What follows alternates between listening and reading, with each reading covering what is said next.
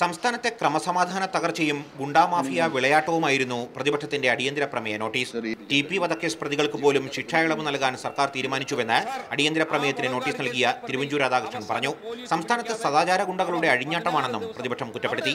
വാടക കൊലയാളികൾ, ലൈംഗിക കുറ്റകൃത്യങ്ങളിൽപ്പെട്ടവർ, മയക്കുമരുന്ന് കേസിൽ ഉൾപ്പെട്ടവർ എന്നിവർക്ക് ശിക്ഷാ ഇളവ് നൽകിയിട്ടില്ലെന്ന് മുഖ്യമന്ത്രി വ്യക്തമാക്കി.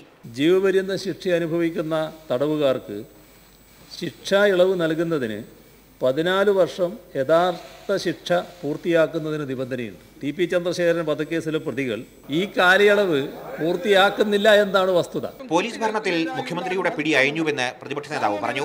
പോലീസിന്റെ നിഷ്ക്രിയത്വത്തെ മുഖ്യമന്ത്രി ന്യായീകരിക്കുകയാണെന്നും പ്രതിപക്ഷ നേതാവ് കുറ്റപ്പെടുത്തി. ഇതിനെ നിയന്ത്രിക്കാൻ ഗവൺമെന്റ് തയ്യാറാകുന്നില്ലെന്ന് മാത്രമല്ല, പോലീസിന്റെ ഈ നിഷ്ക്രിയത്വം അതിനെ മുഖ്യമന്ത്രി ന്യായീകരിക്കുകയാണ്.